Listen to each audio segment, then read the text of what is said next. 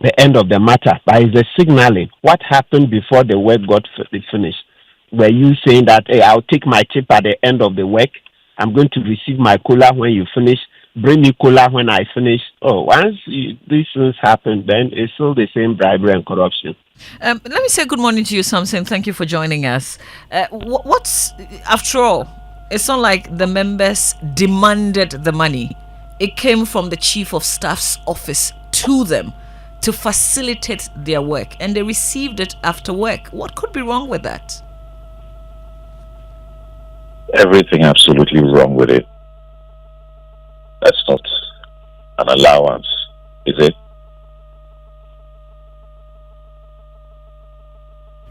Hello, sir. Is that an allowance they were paid? No, he just described it as a facilitation fee, if you like. Nonsense. That's corruption. In plain sight, that's bribery and corruption. Let's call it what it is. This is acts that, this country, sometimes all the things are funny. Look, I've led a couple of processes where high-level people are involved. Of course, lawyer-client privilege. I cannot share any stuff. But if you know some of the things some of us know, this thing, we just need a very concrete way to kill it. Otherwise, they just come us. But you did you hear how they talked about this boldly, openly in Parliament during the vetting committee about protocol for security service, employment, recruitment. So people who don't have access, what happens to them? We thought this was supposed to be, a meritocracy. And Omani Boama talking about the defects, the disadvantages in that kind of system. He won't change it. I don't trust that what he said that he will change it and it won't happen. It will go on. When it happened at some point, Henry Cote was doing everything to deny it. Look, anyway, only you call me to discuss withdrawals and Nolly prosecutions or something like that. Yes, Samson, we'll come to that. We thought that we'll deal with this first issue because this happened just last night on PM Express. So we'll come to the other issue, which you read Manasseh's account about what happened and what Joe Wise had to say about it, what the Muntakers had to say about it. I was lawyer for Muntaka when the matter happened and we went to appear before the committee to make a case when a number of the MPs alleged that, money was exchanging hands, and then suddenly flat denial from everybody else, choreographed nicely across. Okay, let's end it there.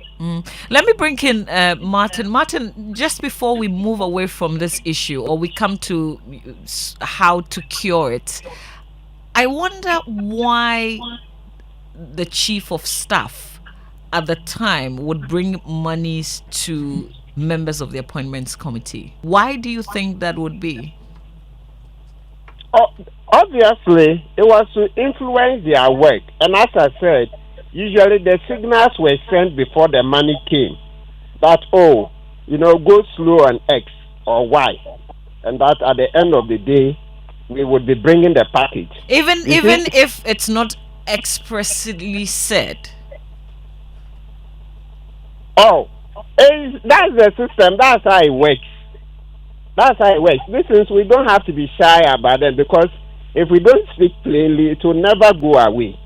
Everybody understood. And it's good Joe Wise admitted it, except he twisted it a little bit by just saying it was at the end. I'm telling you that usually the signal is sent ahead of time, but there will be performance at the end, and so it affects how certain nominees are vetted. Okay, yes. Do you remember that there were certain nominees people thought that they should never make the vetting, and they did, and eventually even got more votes on the floor of parliament than even certain nominees were thought to be more competent. What do you think happened? Just cast your mind back. You would hear there were certain nominees who couldn't define certain terms, right? And so there was a lot of uproar, furore on social media that how come this minister can't even define this term? You are going to a ministry, you don't even know what this means, basically, right? And people were upset. Yet, at the end of the day, those ministers got more votes than other ministers who were thought to be competent. These were the things that were going on. Yeah, these were the things.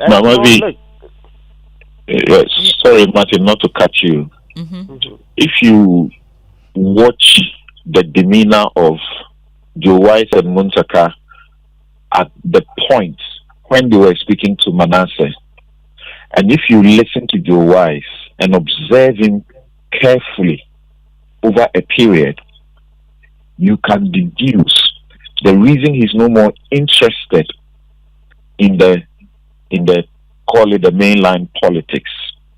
He comes across as having become fed up.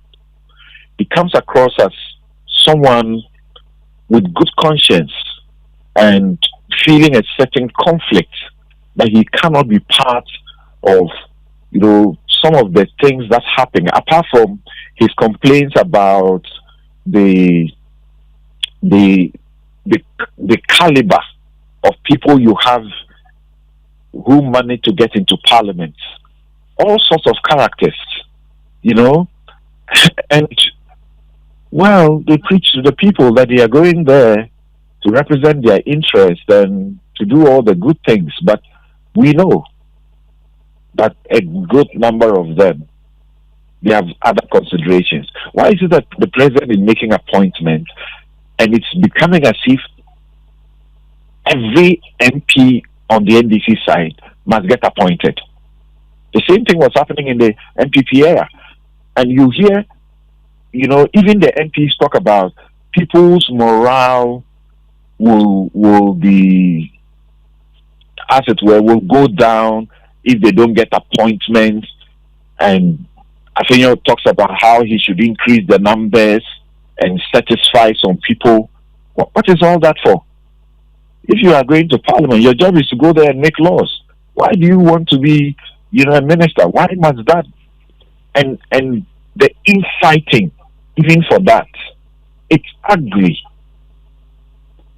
Well, if you just joined us, we're talking to Samson Ladi Ayanini and Martin Pebo on the admission of former Member of Parliament for Bekwai, who was first Deputy Speaker of Parliament in the 8th Parliament, who's admitted that members of the committee that he chaired at the time received money from the Chief of Staff after vetting nominees, and he described it as to facilitate work. So, Martin, how do we cure this? It looks like, is it something that can go away? I mean, nobody in this present committee is admitting to this. We've seen a member of the committee, Patricia Piaget, who says that nothing of this sort has ever happened. She hasn't witnessed anything like that herself. Oh, that's a palpable falsehood. Yeah, when I read it, I was like, that's Patricia. Do you think that we have no memory? Well, I mean, has she read Joe Wise's statement? I mean, when I heard it, I was like, you guys, the person who interviewed allowed this to go on. If she has no memory, well, that's her own personal matter. But I'm sure the rest of Ghanaians can just Google and find that Joe Wise has said it. And Okujeto himself, prior to that, you remember he had resigned from the committee because he thought that those monies were not in the right order. So, what can Patricia J say about that? Didn't Okujeto resign from the committee? And was it not over that money? What is she saying? So when I read it, I was like, what was this lady saying? It's as if we are kissed. She could just come and say anything she wants and go away. I think her attention should be drawn to this story. Maybe she should be given another interview. It's not on. Because, to be honest, when I read it, I was very irritated. I was like, this woman is behaving like we have no memories. Maybe she's the only person who is, so to speak, Ghanaian. This thing has been there for long. There are more of these stories. It's just that it's not everything that comes out. You heard something say because of solicitor-client privilege. It's not everything we can talk about on air. Because of that privilege, as a lawyer, if you breach it, that one is another matter. But please, on authority, these things go on. Some of the ministers have said it in the past. Look, I'll show you how sometimes it even happens. Usually, the weak ones are the ones who rush to pay so that the vetting will be soft. But the very competent ones, I remember there was this case that a very competent minister was going for the vetting. Then they said, hey, are you not bringing the cooler? He said, no way, I'm not bringing it. Oh, they did that. He didn't send it. Because, of course, he knew his stuff and he went through. But the weak ones, as I said, just remember the story on social media. Certain ministers couldn't explain certain basic conduct, basic terms. Yet, at the end of the vetting and the voting, they got more votes than so-called competent people. You think what happened? That we are joking. So, Madam Patricia J should be told that she should never make such submissions on air again. I mean, let's admit it that, well, things aren't going well. We all need to admit, because they say a problem well diagnosed is half solved.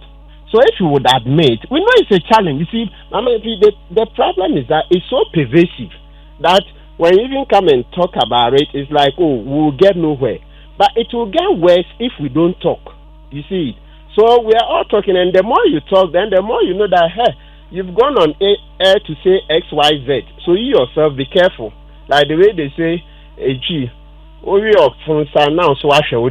as you are talking about somebody, then just know that people too will be on the watch out for you. So for me, that's a huge motivation, because the moment you go and talk about this bribery and corruption, then you also be on the lookout that the day somebody catches you, it will also come out, because they say, you were pontificating, blah, blah, blah. So I prefer a situation where we'll come and pontificate, and through that, we'll know that if you dare go near these things, there will be trouble. So that in a way, so all I'm trying to say is that as we preach, as we advocate, we are helping to solve it, because it means that then the lines have been drawn. So we are telling ourselves as a community that for all the people who come out and speak boldly about these things, then they better watch out too. You just look at, Mama, we look at the situation that we shouldn't speak about these things just because it's so pervasive. It's a standard thing to do. It will get worse. We will just get swallowed up, and then the whole society would collapse. So it's rather better that we keep fighting. Even some may fight and then eventually fall along the way. Other fighters will get up and join. There are young people coming. So let's say if Mr. X comes to pontificate, in pontificating, he's helping to push back those involved.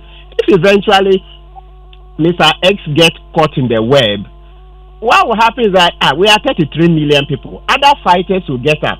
Because sometimes you meet people privately and they are like, this fight, if you keep fighting like this, then you will make no money at all. Yeah, no, that's wrong. Let me give you an example. I believe a part of the solution, perhaps more effective, will be for those of them who have a conscience, who fear God, to stand up and capture the evidences of these wrongdoings and show the world that this is what is going, and damn the consequences, because there are few in there who cannot bring themselves to these kinds of things. Those are the people, somehow we don't support them when they are being hounded. We saw Kuku Kwating in Chi, they say, Adiana Meno. He came out and said that the economy is being run like a Ponzi scheme. You think Kuku Kwating will say this lightly? He was fighting the near criminal, what do you call them? Gifts that were going to be giving in the name of projecting business. Tax holidays that certain entities were not deserving that were being given. They kicked him out of the place. But he stood his grounds because he acted like a person of conscience. But what they are taking, you are aware of the they are price. entitled to allowances for sitting. If they take these monies, will they make any declarations about it? Will they pay tax? Will they pay gift tax? Omani appeared. He was being asked of his tax obligations because as a doctor he was doing locum. Doctors do locums all over the place and they take money, on the table. But this was what he was being confronted with and being embarrassed about. But the people who are, happily engaged in that, can they throw the first stone, really? Something I was just going to ask, you're asking individuals, to sort of step away from the practice. And I'm asking if you are aware of the possible price that they could pay for that. It could mean losing your seat. It could mean you being an enemy to the party that you represent. On whose tickets, you got to Parliament in the first place. Okudzeto Ablakwa almost became a persona non grata within his party for stepping up, even though he didn't go to the point where we expected him to go to. I just mentioned Koku Kwating. He stood up and he damned the consequences. He went ahead. They removed him. He was the most competent guy to do that job on that committee. But because he wasn't playing ball in that corrupt and enterprise, he was removed. Did we come to his protection? Did we speak for him? Well, I can say that for myself, I did. But we look on, and evil triumphs. That's what is going on in this country, a lot of it. And that's why that corruption is thriving. Martin, just a final word on this in terms of how should we progress. I think you were making your point. I'm not sure if you fully concluded. Yes, so I was making the point that in the UK recently, the anti-corruption minister, Tulip had to resign because they found that there were certain properties that were connected with her and it was linked to the ex-Bangladeshi Prime Minister, Sheikh Hasina. Yes, the one who left, the Bangladeshi Prime Minister, right? So the point is that, so you see that an anti-corruption minister herself was found to be linked to corruption. She had to go. So the point I was making is that often for a lot of people, they are like, oh, if you keep advocating, right, then it means that you won't make money, okay, and that it will continue. So then my point is that you see an anti-corruption minister was brought on. She fell. Now she's out of the way. Another person is being brought to continue. And even the Bible says that the fact that we try in life and fail doesn't mean that we shouldn't continue trying. Because that's a very common thing I keep hearing people say. That, oh, you will fall. But if A falls, B will come and continue the fight. So as for the fight, we have no alternative but to continue fighting. I think all Ghanaians must accept that we have no alternative but to continue fighting. Otherwise, it will get worse. Then, so, I mean, you remember the question Kisieja being asked when he did the Ankunam, press conference. He kept asking Ghanaians, are we ready to fight corruption? Are we ready to fight corruption? Are we ready to fight corruption? The point he was making.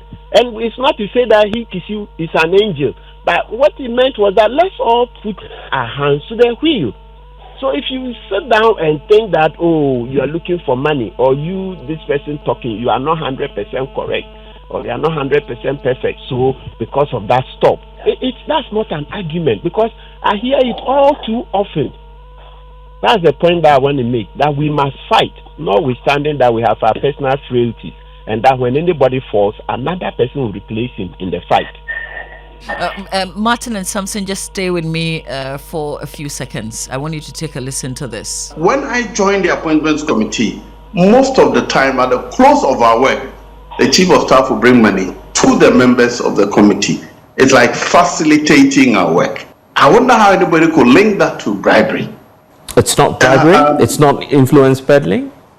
After the work, how can it be influence peddling? That don't give advantage to anybody or gives disadvantage to anybody. So it's a pity how we can stretch facts and give information or explanations or interpretations that have nothing to do with the reading. So this was on the PM Express last night with Blessed Soga. The man himself is joining us, Joseph Osei-Wusu, former member of parliament for Bekwai, and in the 8th parliament he was the first deputy speaker. Good morning to you, sir. Thank you so much for joining us here on the Super Morning Show. Thank you very much. Well, there's been a lot of feedback following that conversation you had last on it. What would be your fresh thoughts this morning following everything that you've heard? Unfortunately, I haven't heard any of the conversation, but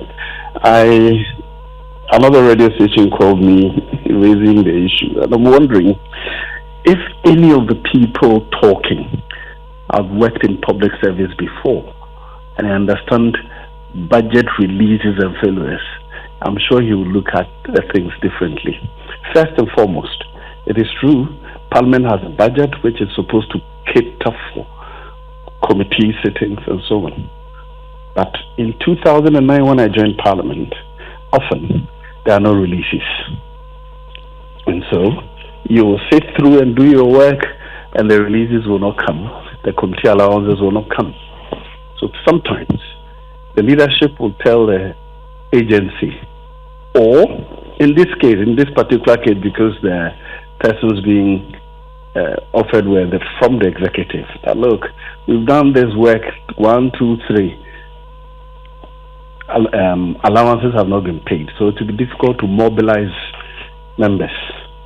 Then the chief of staff will undertake to release money which ought to have been paid by a parliament, which has not been paid, will then come through the clerk of parliament. The clerk to the committee. Let me put it on record that the highest I ever got between 2009 and 2016 was 2,000 Ghana cedis. Can verify from the clerk to the committees. So to suggest that is bribery, it's to say that the person doesn't understand how the public service works. In fact, in Parliament, let me say that often when our budget is not released, we hold the finance minister to ransom when he has a critical work to be done. We will state, unless you release our budget allocation, we will not go on with the work. I don't know how anybody can call that bribery. Bribery must give somebody advantage or somebody disadvantage. But facilitating my work because the financial release that ought to have come to the institution I work for is not bribery. It's not. And it sounds to me very hypocritical. Because I know you media men, you ask people and agencies that invite you to do their work to facilitate your work all the time, don't you? Do you call that bribery? I was head of DVLA, and I know how much it cost us to get publications done. Is that bribery? Please, let's be fair. When it comes to people who have not worked in public service before, I can appreciate their misunderstanding. But for anybody who has worked in public service, will understand what it means, say, you have been given budget allocation. But I can assure you, apart from emoluments, that is monthly salaries, you will struggle to get a quarter. And if you follow the budget process all the time, if anybody was following other committees, they show 40% of our budget was released. The rest, nothing. Particularly when it comes to this one, they call it administration, hardly released. So I don't know what people are saying, but let me put it on record that yes, from 2009 to 2016, when I was a member of parliament, and indeed the chief whip then also confirmed this. If at any point in time there was challenges to funding our work, the chief of staff would facilitate the work by releasing money to the clerk of the committee to serve to members. If anybody thinks that this is corruption, I beg to differ. So, Mr. Joseph Osewusu, time that you give, the 2009 to 2016, you received these monies as allowances because monies were delayed, allocations were delayed. Is that correct? I don't know whether delayed, but all I know is that at the time we were supposed to do the work, there was no money in Parliament to pay for the allowances. And often the leadership of Parliament will insist that we can start. There's no money to do the work. That is when often the head of the presidency, that is the person who has nominated the nominees, would facilitate our work. May I ask what the monies exactly go into? Are these sort of like certain allowances, or this would be fuel? Well, often we're supposed to get sitting allowances. But even to date, I don't remember the last sitting allowance I got from the last vetting we did. It may take about 5-6 months before you get paid. But when you do 2, 3, 4 and nothing is coming, people are no longer interested in appearing to do the work. And that's when the facilitation comes in. Right. But eventually monies are released by Parliament to members of the committee, correct? Not all the time. I mean, let me say, Frank, between 2009 and 2016, when I was an ordinary member, not in leadership, I can say that only about a third of what allowances were due us was paid. So in cases where you've received from the presidency and Parliament also pays you eventually, do you return what you got from the presidency? Why should I? Why should I return it? Why not? It means that you've been given double for the same work. You facilitated my work. If you facilitate my work, why should I?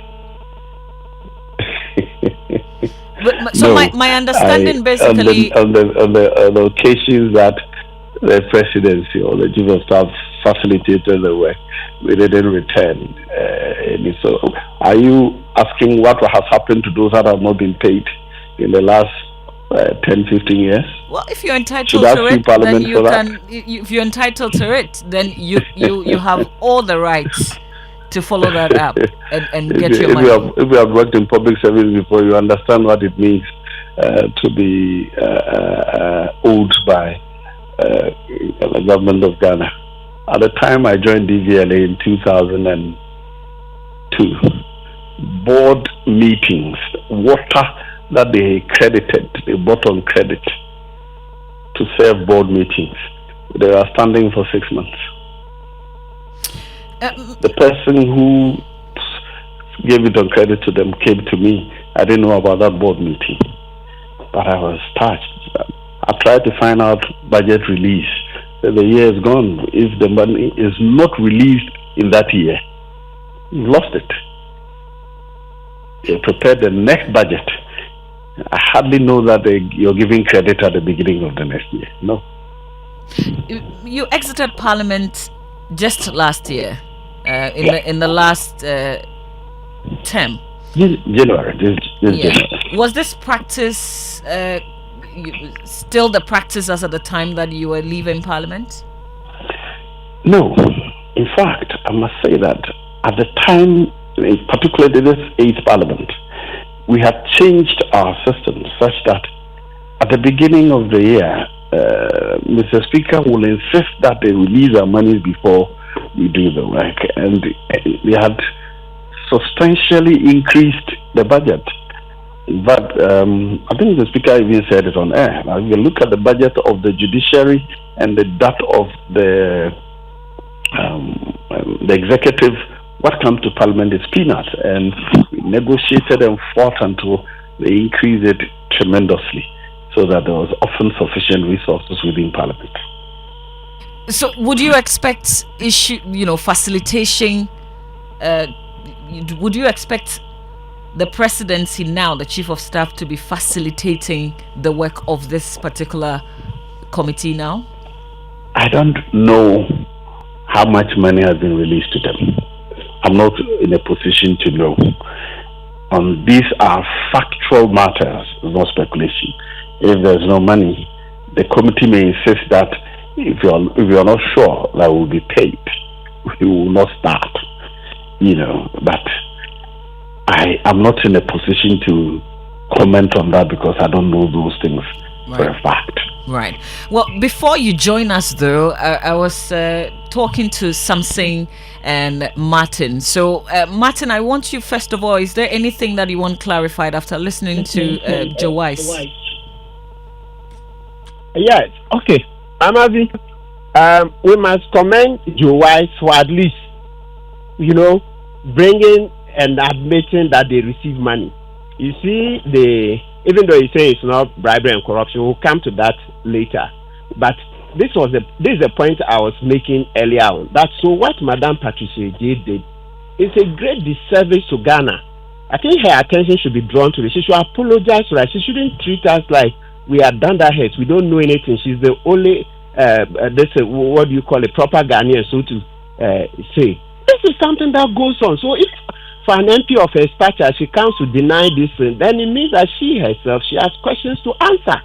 There are grave issues of integrity. It's something that happens. And it's been there even before she became a member of parliament. This is something that way back over 20 years ago when we were in University of Ghana, we had. It has always been there.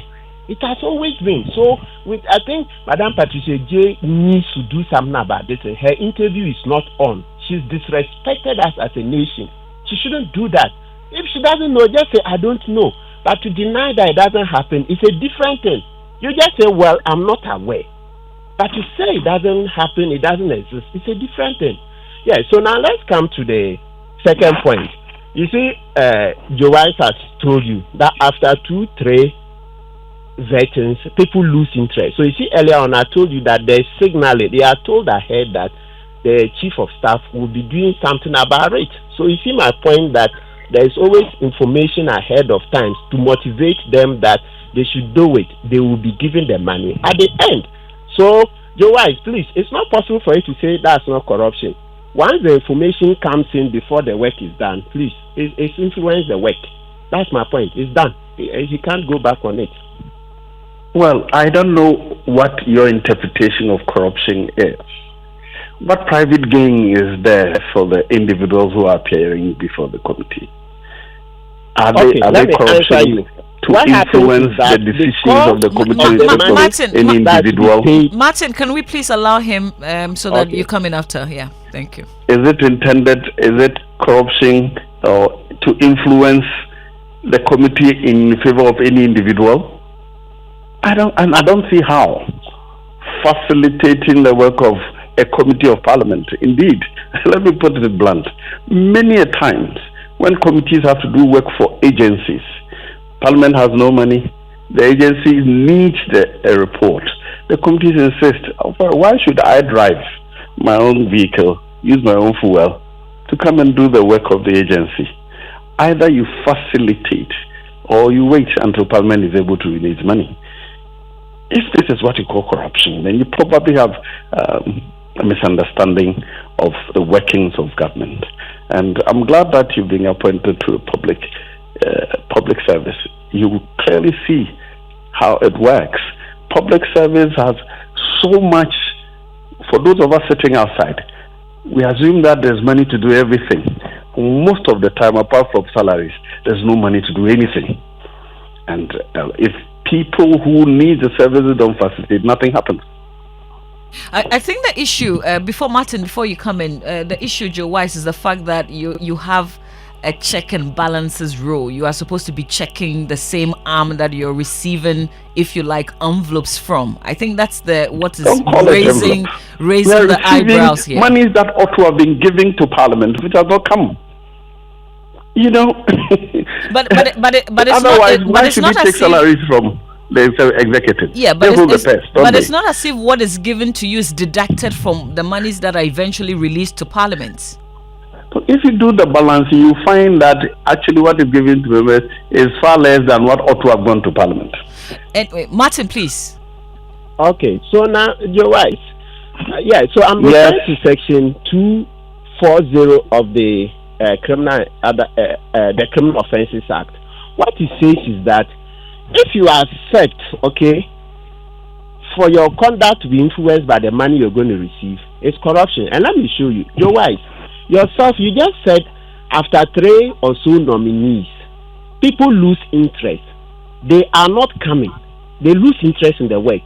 So it is the money, the promise of that money at the end, that brings them to the table. That is it. I keep telling you. Your interpretation of criminal law is totally different from my perception and my understanding of criminal law. You have said it this interpretation, I wonder who you can compare with. Joyce, please, can we allow Martin? And Yes, thank that you. money that keeps them coming to work, please, it's finished. I told you. This is, we don't understand how corruption works. Yes, you see, the fact that it's pervasive and a lot of the time we depend on it to make a living, it's a different argument from whether it is corruption or not. When it comes to whether it is corruption or not, it is. But if you say because of low income levels, times are hard, so we should overlook it, it's a different argument. Don't mix the two. Legally, I told you that often there's a signaling that the money will come, and so then they continue the work. And your wife has admitted it, and that's my point. Because the 240 says once you agree to continue to work so that the money will be given to you at the end, it's still corruption, please. I'm disappointed in his interpretation of criminal law. I would have looked at criminal law differently. Criminal law speaks to personal responsibility, not group things like this. And we're talking about official request for support. Whether it is you're informed that we have made official reports, so it will come out first, does not, in my view, facilitate a crime committed or in any way support a crime committed. That's entirely a different interpretation is given. But I find it strange that the corruption I have known over the years and I have witnessed sometimes has nothing to do with 2,000 cedis per person, committee work. The same agency that ought to have given you money in Parliament, which they haven't, then come, sorry, we know your budget has delayed. We are facilitating your work. You call that corruption. Well, that is your interpretation. But let's get it clear. The corruption Ghanaians talk about is not 2,000 cedis or 1,000 cedis for committee members to do their work. No. He's going into the corporate world. He will experience real things that the people in the business he is will be talking about. Doing my work, yes, but I must get paid. However I'm paid, whether through direct from the executive or the executive releasing it to Parliament, either way, it is being paid for the work I'm engaged to do. Samson, it is not a gift. Samson, you've been listening. Quick comment. First of all, commendation to your wife. I've had occasion to disagree with him on some issues, but from the Joyce I have observed over the period, I'm ready to say that you need people with such integrity in public life. A while ago, I spoke about his concerns about the caliber of people who find themselves into Parliament. And we must listen to him and admit that in that house, we're getting a lot of things wrong. Now, I'm unable to agree with him that because perhaps the payment is small or that it is requested, cannot be wrong. Well, in this country, facilitation is one of the terms we use for corruption. It doesn't matter that it is small. Question is, are you entitled to it? You're entitled to an allowance. Yes, he shows us the difficulty. And we know how the system, the bureaucracy sometimes is really bad. That also has to be solved. The Conduct of Public Officers Bill, as engineered by Short Shraj in 2006, has not found favor in different parliaments. You must ask yourself why. If all the public officers, particularly in parliament, are supposed to be complying with law and making the necessary declarations, I doubt, if we are going to comply with the law, I doubt how many of them will survive in that house.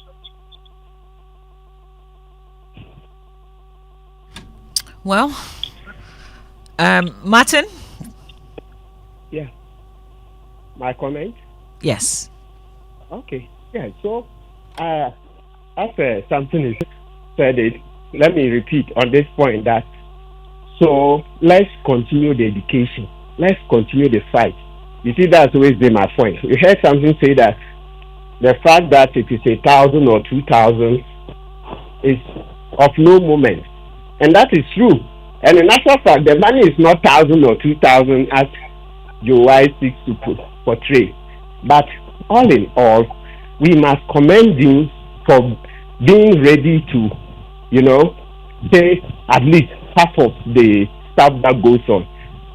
In actual fact, a lot more goes on than Joe Wise is told us. But at least half a loaf is better than none. So for me, I also commend him. So based upon what he's told us, let's fight even around that. You see how we've shown him that his understanding differs from ours. And so we should continue the conversation in that direction. Let all Ghanaians put their shoulders afield. Otherwise, we are making nonsense of hard work. That's the main thing. We are making nonsense of hard work. We all know what just happened and why we sacked the NPP. If we want to continue in that way, we will not make progress. And so let me quickly chip in that we want to remind JM, President John Dramani Mahama, that he promised to deliver the code of conduct for public officers, right? And so we are looking forward to the delivery.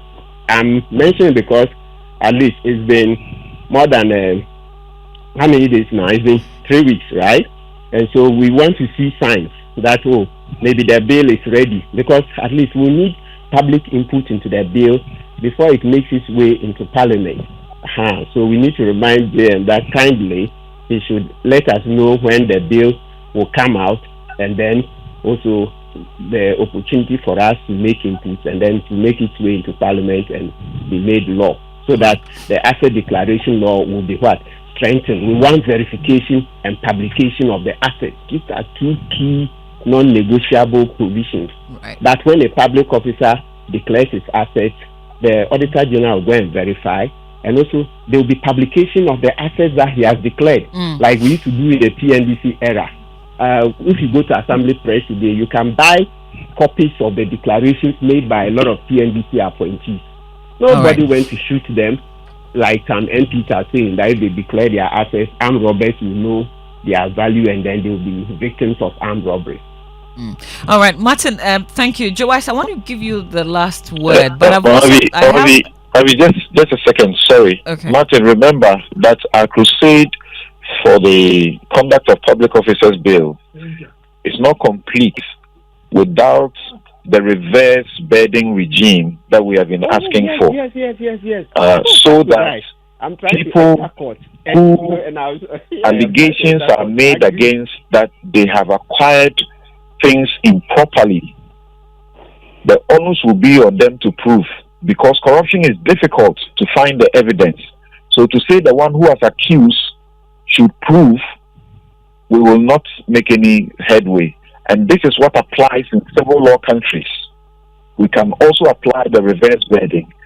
Otherwise, we can't win the fight against corruption. Right. All right. So, Joyce, a few questions coming for you, and I would want you to address them, and then you can conclude on that. When they receive the money from Chief of Staff, do they each sign for it individually for accountability purposes? And there's a follow-up to that. Do they pay taxes on those monies? As the persons to hold the executive, do they care to know from which budget the monies from Chief of Staff come? And is the work of the Appointments Committee part of the work of MPs, which they are paid salaries? These are a few questions that have come through for you. Well, first, yes. When the money goes to the clerk of the committee, he prepares a list and what every member is due. Often they indicate the tax element in it, and so a member signs. If he cannot receive it him or herself, he may ask somebody else to sign and receive on his or her behalf. So yes, everything is formal, and I believe strongly that they are audited at the end of the year. Now, as to whether they are part of the work of Parliament, yes, the Parliament is supposed to pay them certain allowances, which often are not paid. There's, of course, parliamentary or budgetary allocation is often not available. So yes, they are all covered. But let me comment on the crusade that the Samsane and Martin are talking about. I'm hearing for the first time that there's some advocacy for reverse bidding. I haven't heard of that before. I find that very interesting in view of our criminal jurisprudence. That's very interesting. I wonder how, in the face of constitutional provisions, very clear constitutional provisions, any such thing can be done unless we are amending the constitution. That's a very interesting argument to make, and I'll be watching. As I've said now, my retirees are time. I'll be watching to hear what kind of argument people make. But let me also say that, listen, in this country, you're giving the work, you're not giving the resources. Honorable Domilobo, I met him when I was head of DVLA, and he came to my office to discuss our challenges. And when I showed him all the things we must go through, he said, now I understand you. We have tied your hands behind your back, and we are asking you to box with people with free hands. That is how the rules, many of the things we talk about are. We expect results without investment. So, yes, the Appointments Committee work is part of Parliament's work. So is the funding is part of the state's responsibility. Well, Joyce, we thank you this morning. Thank you so much for coming on to answer the questions and clarifying the issues. We appreciate. Thank you, Samson and Martin. Samson, we have a second leg of this conversation, which we will be coming to shortly, but I've got to take a break. So, gentlemen, for now, thank you so much for joining us here on the Supermorning.